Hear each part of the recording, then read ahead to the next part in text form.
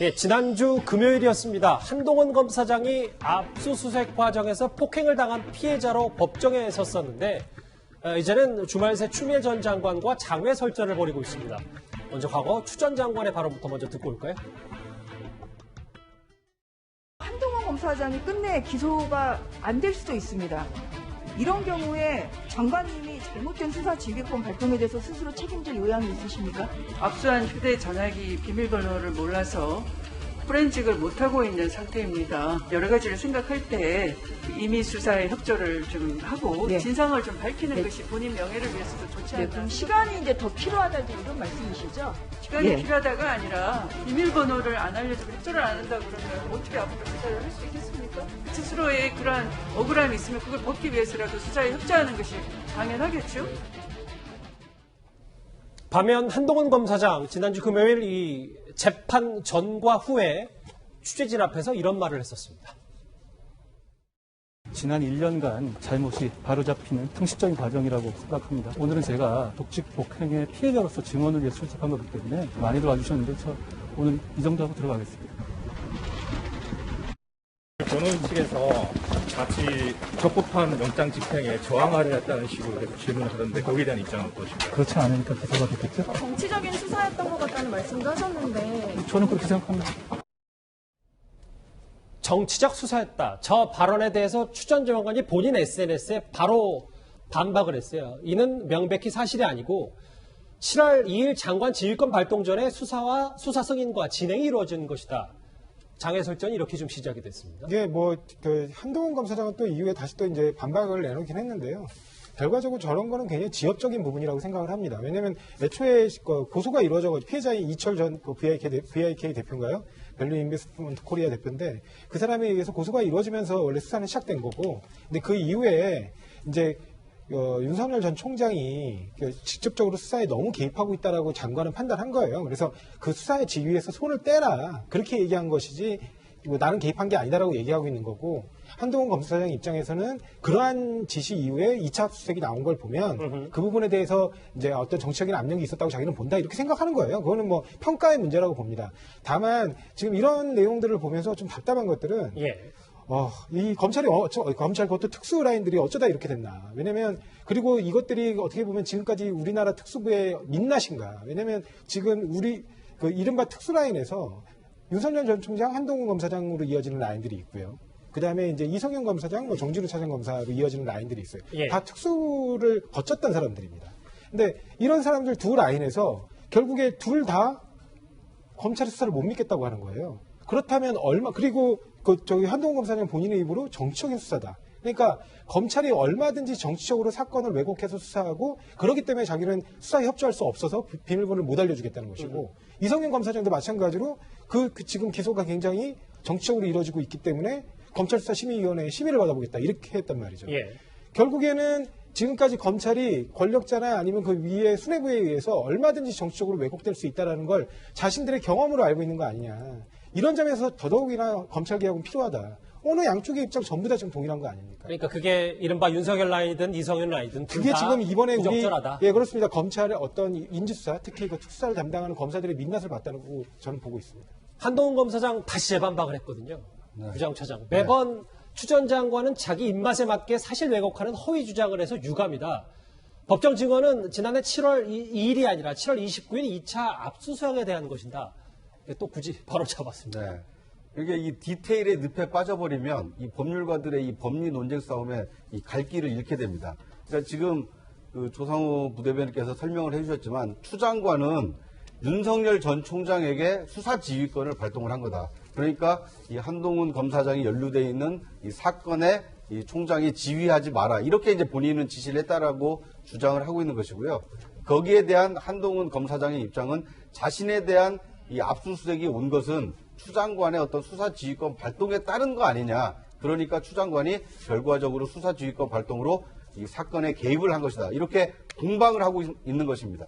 이거에 대한 진위는 국민들이 상식적으로 판단을 하고 있지 않겠습니까? 누가 더 사건에 개입을 했는지 저는 그렇게 생각을 합니다. 예. 그런데 추미애 전 장관과 한동훈 검사장의 장외 설전은 물론이고 사실 추 전 장관이 최근 SNS를 통해서 현안 관련 입장을 드러내는 빈도가 잦아지고 있습니다. 이걸 보면 대선 출마가 이제 얼마 남지 않은 거 아니냐라는 해석도 많이 나오는데요. 저희가 화면을 준비했습니다. 그 서울시장이나 대선 출마 의향은 없으세요? 장관님은? 지금 장관님 그 지지도가 굉장히 높거든요. 표명하지 않는 게 아니고 예. 검찰 개혁하기 전까지는 그런 정치적 욕망, 야망 갖지 않기로 제가 맹세를 하고 이 자리에 앉아 있는 겁니다. 그러면 장관직을 그만둔 다음에는 그렇게 할 수 있다는 말씀이세요? 그거야 알 수가 없고요. 일단 검찰 개혁이 완수될 때까지는 장관직을 내려놓지 않을 겁니다.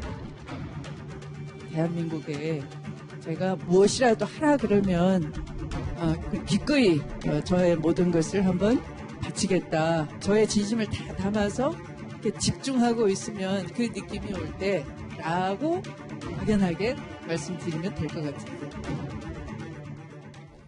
추 전 장관, 한동훈 검사장과의 장애설전 말고도 사실 주말에 노무현 전 대통령 추도식도 참석을 했거든요.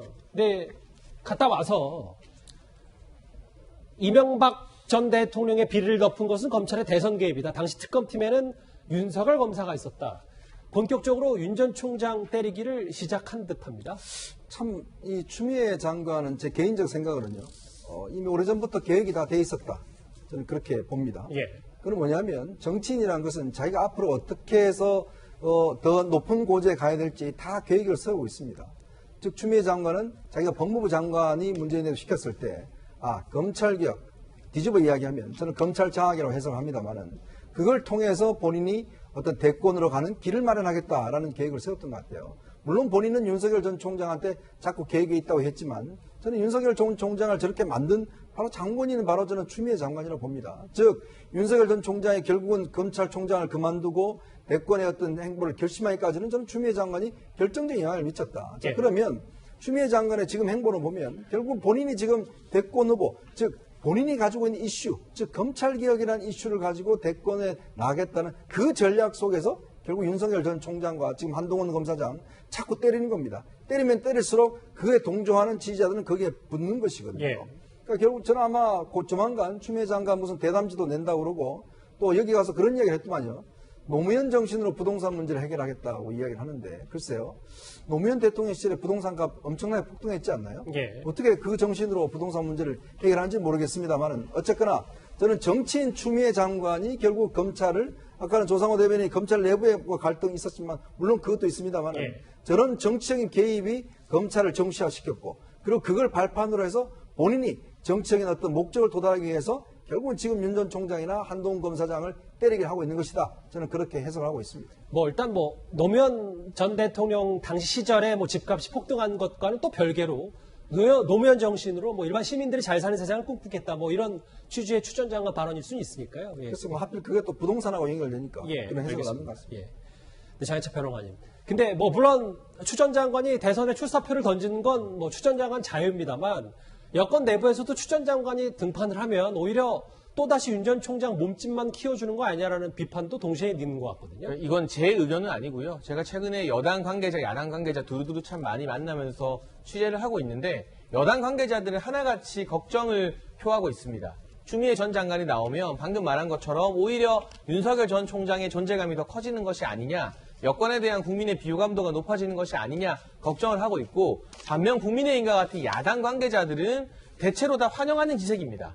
추미애 전 장관이 출마 선언해서 검찰개혁 이야기 많이 하고 윤석열 전 총장 비판 많이 해줬으면 좋겠다. 그러면 그럴수록 정권 교체 가능성이 높아진다는 게 야권 관계자들의 일반적인 시각인 것 같아요. 그런데 왜 이런 평가가 나오는가 추미애 전 장관도 돌아볼 필요가 있다는 생각이 듭니다. 분명히 검찰개혁 이야기를 하게 될 텐데 검찰개혁 이야기를 하게 되면 국민들 사이에 조국 사태가 다시 거론될 수밖에 없습니다. 그런데 조국 사태가 다시 거론되면 그게 과연 민주당의 득이 되는 것일까요? 그리고 추미애 전 장관이 민주당의 최종 대선 후보가 못 돼도 대선 경선 과정 내내 검찰개혁과 윤석열 전 총장 비판과 그로 인한 조국 사태 거론을 하게 되면 지금 1위를 달리고 있는 이재명 지사 같은 경우도 그 논의에 발을 안 담글 수가 없기 때문에 이 1위가 되는 후보, 앞서 나가는 후보에게도 상당한 부담이 된다는 측면에서 추미애 전 장관의 이 같은 대선 출마설을 여당에서는 걱정하고 야당에서는 환영하는 게 아닌가 싶습니다. 예. 추미애 전 장관 관련 이슈 한동훈 검사장 얘기까지 함께 풀어봤습니다.